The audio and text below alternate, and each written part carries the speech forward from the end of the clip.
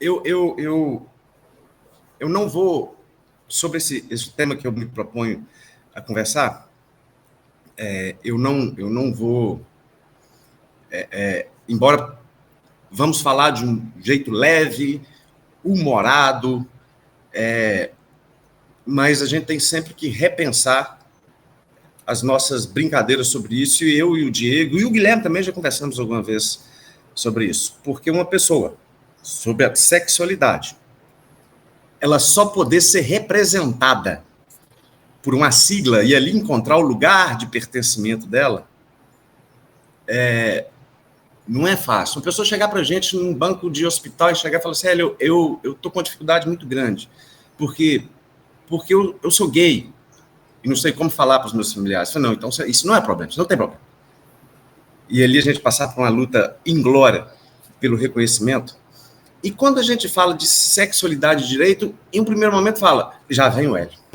O Diego uma vez passou um aperto numa feira de ciência. Nossa senhora, Eu tranquei, cheguei para um monte de aluno de segundo grau e falei assim, se vocês quiserem saber sobre sexo e direito, vocês fazem uma fila aí, nunca tiver 10 pessoas, eu vou explicar isso para vocês. Eu só fiz aqui. E o Diego, meu coordenador, e o Diego pensa. Enfim, gente, se nós tirarmos isso do tabu, do misticismo, O tema é direito e sexualidade, né, Linho? olha o tanto de direito, sexualidade e relevância jurídica que eu passo a falar agora. Ora, direito sexual. Olha o que é que nós já falamos aqui de direito e sexualidade. Tami, Gretchen. Relacionamento sugar, porque na medida que o idoso, a idosa de 70 ou mais, em regime de repercussão geral, que vai seguir só porque contra os fatos não há argumento, não porque é repercussão geral, digo, sob o ponto de vista processual. Porque os tribunais costumam fazer de tudo, menos obedecer tese de repercussão geral. Esse vai porque não tem como, é inexorável, é a dinâmica da vida. Mas o relacionamento suga é uma questão dentro da sexualidade, dentro da autonomia da vontade, dentro da transparência. Isso pode refletir, inclusive, em uma violência patrimonial. E eu não estou falando mal da decisão, não, a decisão foi muito acertada. Mas vocês já repararam que essa decisão pode, Diego, provocar a intransparência nos relacionamentos suga? Você já parou para imaginar isso? O relacionamento suga não está no âmbito do direito de família, a não ser que demonstre um afeto familiares. Agora pode mudar. E o direito ele vai regular, ele vai ter que passar a regular isso com o que já está pronto, que é a autonomia da vontade. Pois muito bem. O que nós temos a dizer sobre sexualidade e direito? Sexualidade, lembrar do sufixo dade. Substantivo, abstrato, modo de relacionar sem necessariamente ter um objeto, é uma sensação. Tudo que tem a ver com sexo entra nessa espécie, aliás, nesse gênero, sexualidade. E onde está a relevância disso para o direito? Quantas vezes nós falamos em não preconceito e em relação às questões de ordem sexual? Quantas vezes nós falamos em igualdade em questões de ordem sexual? Aí a gente vai lembrar do mais um administrativista e constitucionalista. O que é igualdade? O que nós imaginamos que é igualdade? Quem entregou isso para a gente foi Celso Antônio Bandeira de Mello lá na década de 70. Ele vai falar que a igualdade é coibir desequilíbrios injustificados, porque os desequilíbrios existem. Ninguém nasce igual. Nem perante a lei. Mas,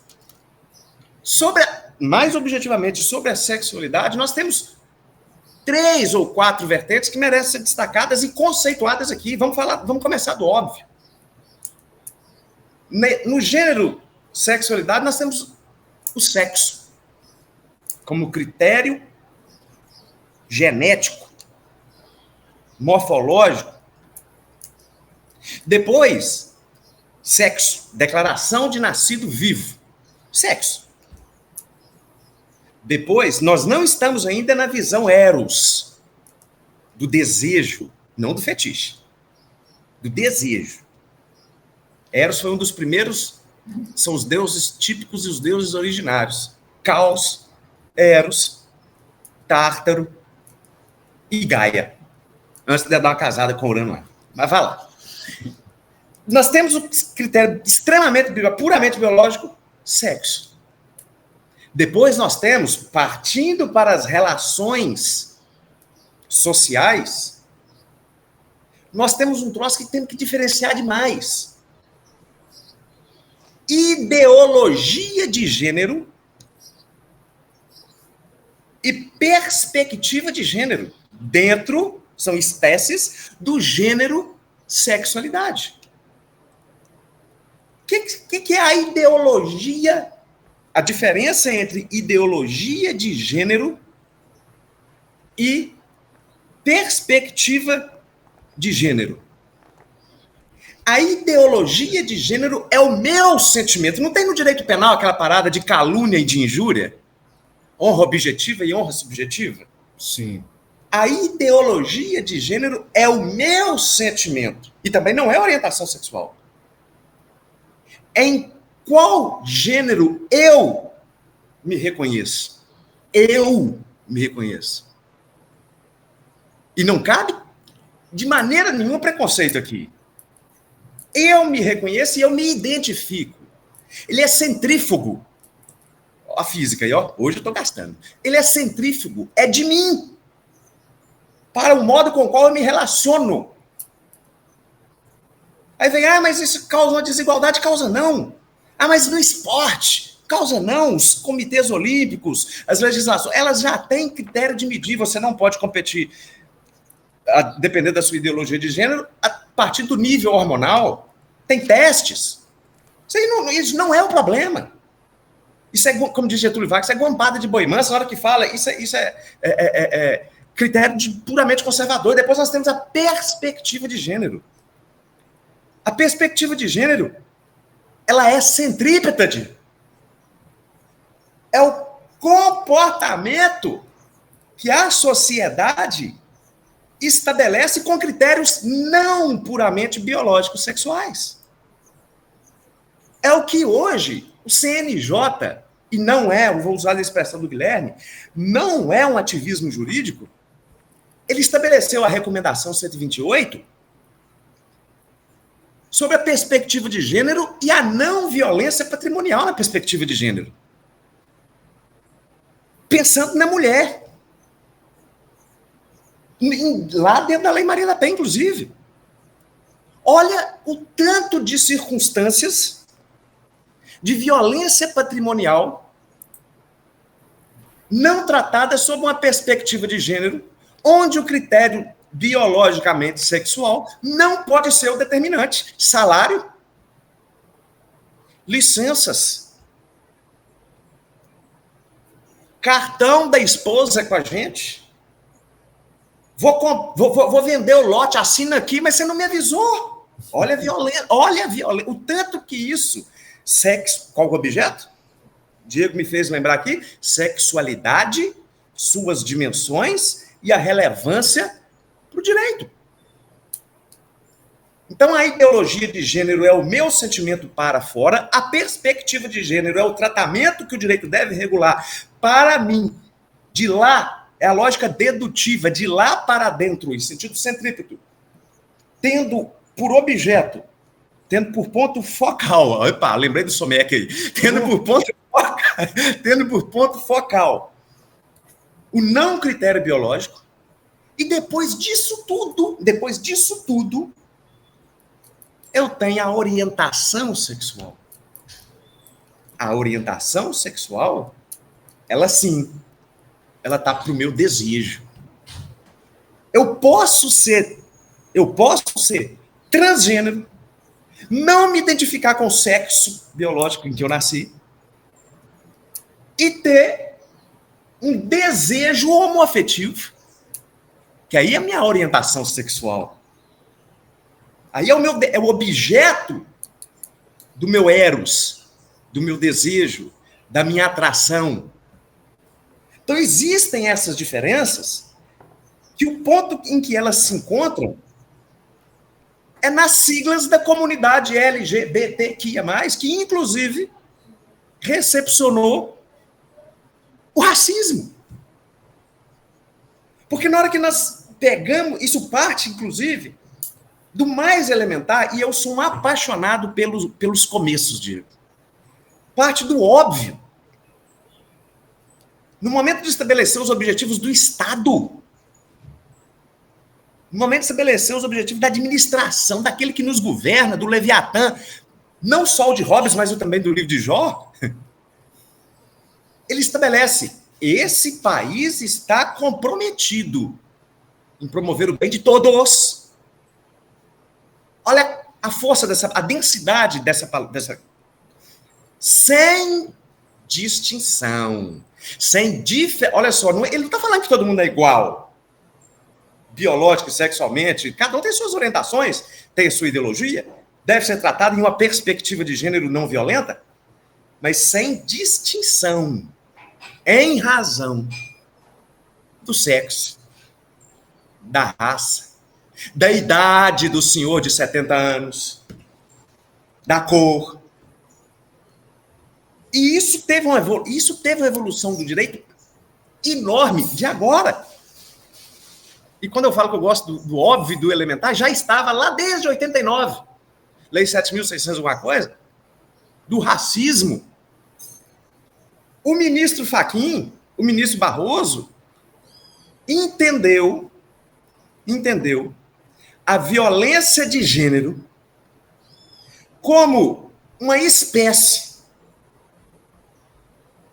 a injúria racial, a violência de gênero, como uma espécie de racismo do gênero.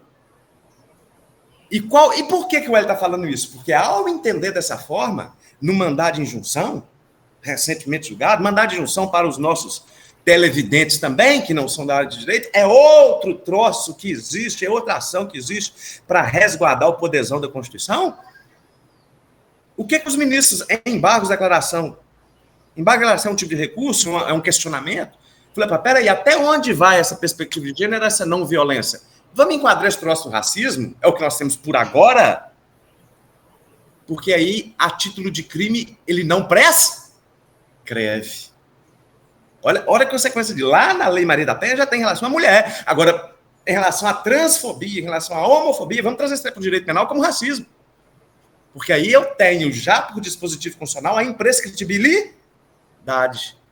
No momento em que Celso Bandeira de Mello vai falar, epa, vamos tratar com desigualdade de não criar, aliás, vamos tratar com igualdade de modo a não criar desequilíbrios injustificados. Mas o desequilíbrio justificado e a interpretação da teoria dos equivalentes, o que é a teoria dos equivalentes?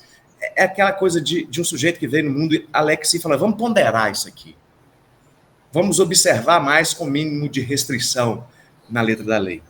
E o direito evoluiu pra caramba, pelo que eu já passo para encerrar. Nós temos aí, falado hoje, vamos tirar daqui hoje, nós temos as cirurgias de transgenitalização, inclusive já incluídas nos protocolos de SUS, Diego, você que é da área, milita muito na questão de direito de saúde, planos de saúde. Nós temos a questão do casamento, que a nossa geração nasceu sem conhecer, sem essa possibilidade.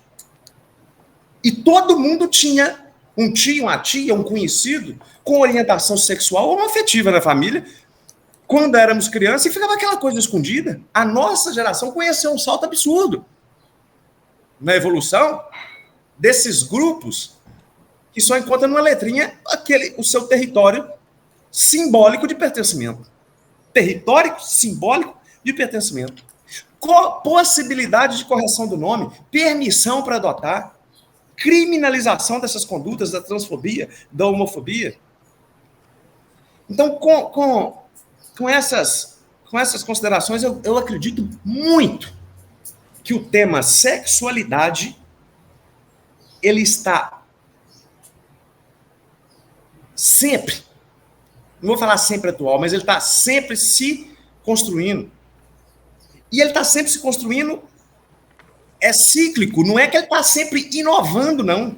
Vai falar que a homoafetividade, olha há quanto tempo ele existe, olha há quantos, está quase junto com a humanidade, a violência patrimonial, a perspectiva de gênero, a ideologia de gênero. Pega os clássicos da literatura. Olha as 1001 Noites, Diego. Por questões de ordem sexual, um sultão traído matava todas as mulheres, castrava, anulava, olha o matar simbólico, matava todas as mulheres com as quais ele se relacionava, logo depois, satisfeito os seus desejos, ele anulava. Até que chegou a Sherazade, e ó, passou o mel nas orelhas do sultão, a cada dia contava-lhe uma história e despertou, sobretudo, a curiosidade. E o tanto que a curiosidade nos leva. E o tanto que, aliás, um dos sinais, eu vejo isso no Manual de Cultura Inútil. 10 sinais que você é uma pessoa inteligente. Você já viu isso quando você está de madrugada sem dormir? 10 sinais que você é uma pessoa tóxica. Aí tá, um dos sinais que é uma pessoa é a curiosidade. O sultão era inteligente. Ele tinha curiosidade de saber a cada noite uma história e, ao final, ele já não queria mais matar Sherazade, chamou o Grand Vizir, fizeram um festão, e, enfim, em se tratando de sexualidade, organizando direitinho, todo mundo é feliz, para não dizer outra coisa. Eu termino aqui essas minhas brevíssimas considerações, viu, Guilherme? Eu já imagino que ele vai me devolver. Hélio, primeiramente, esse tema é lindo, sim. Viu que é leve? Não precisa ter medo, não. Eu vou, assim, começo citando o ex-PGR, Augusto Suara, que ele falou, democracia, eu te amo. Né?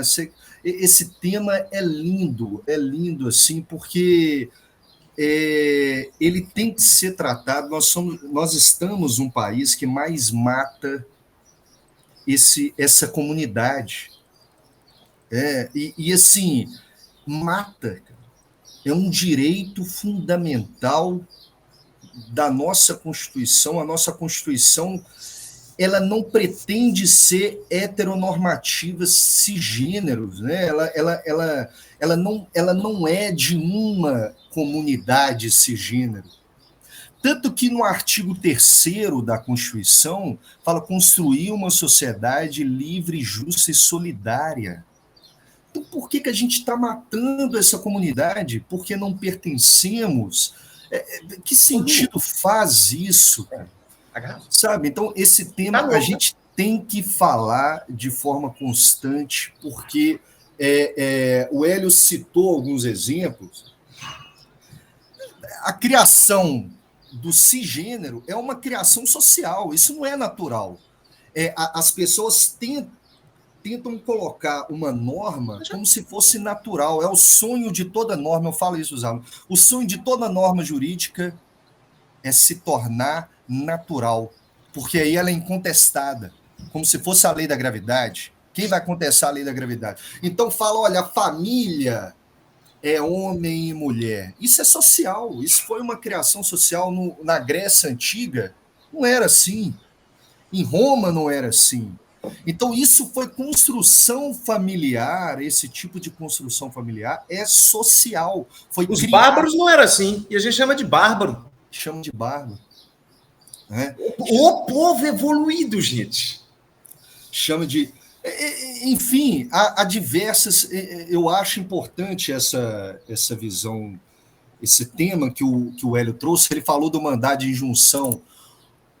Mandado de injunção, algumas pessoas me perguntam, ativismo judicial, que o Hélio falou que não tem.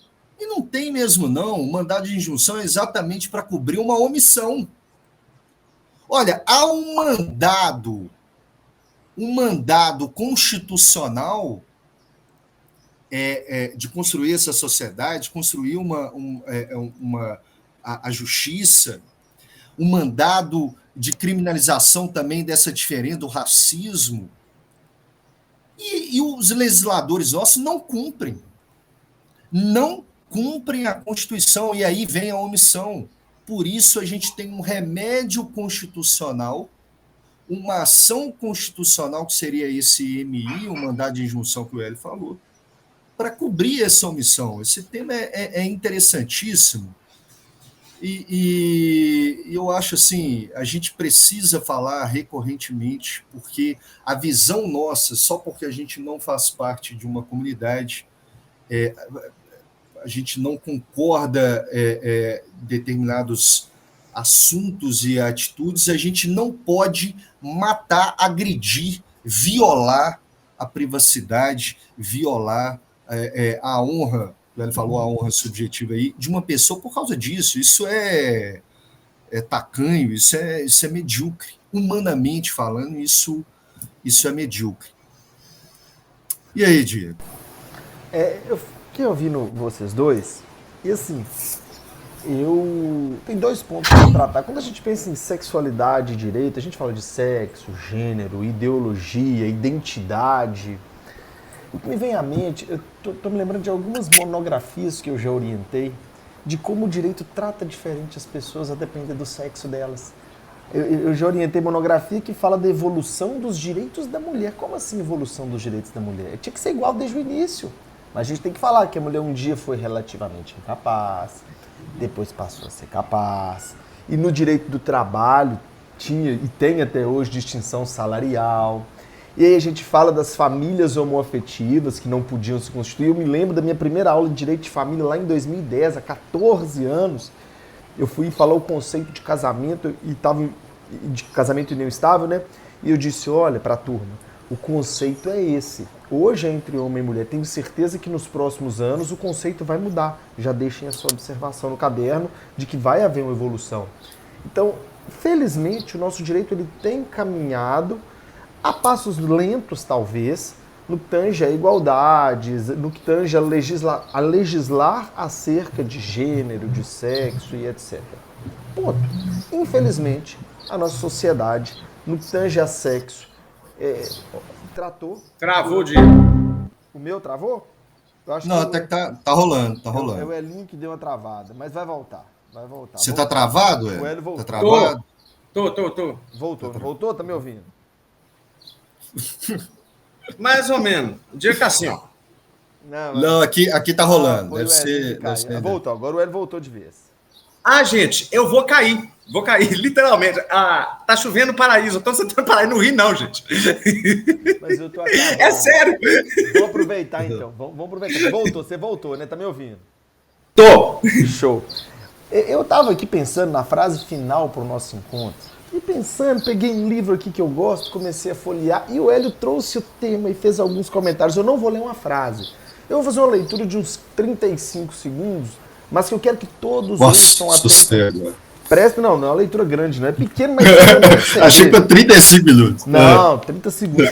Hélio, você vai saber de qual livro eu extraí essa leitura. Escuta só, Guilherme também.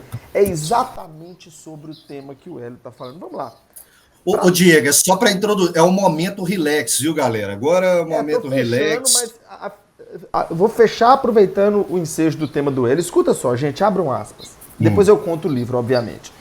Para tornar as coisas menos confusas, os estudiosos costumam distinguir entre sexo, que é uma categoria biológica, e gênero, que é uma categoria social. O sexo se divide em masculino e feminino. As características dessa divisão são objetivas e permaneceram constantes ao longo da história. O gênero se divide entre homem e mulher, e algumas culturas reconhecem outras categorias. As chamadas características masculinas e femininas são intersubjetivas e passam por constantes mudanças. Por exemplo, existem muitas diferenças no comportamento, nos desejos, na vestimenta e até na postura corporal esperados das mulheres de Atenas clássica e de Atenas moderna e dos dias atuais. O sexo é simples, o gênero é complicado. Conseguir ser um membro do sexo masculino é a coisa mais simples do mundo. Basta nascer com um cromossomo X e um cromossomo Y. Ser um indivíduo do sexo feminino é igualmente simples. Um par de cromossomos X resolve o assunto. Por outro lado, ser homem ou mulher é uma tarefa muito complicada. Como a maior parte das qualidades masculinas e femininas são culturais e não biológicas, nenhuma sociedade coroa automaticamente cada pessoa do sexo masculino como homem e cada pessoa do sexo feminino como mulher. Tampouco, cada um desses títulos são louros sobre os quais descansar assim que podemos descansar assim que adquiridos. Os indivíduos do sexo masculino precisam provar sua masculinidade constantemente durante toda a vida, do berço ao túmulo em uma série interminável de ritos e performances. E o trabalho de uma mulher nunca tem fim.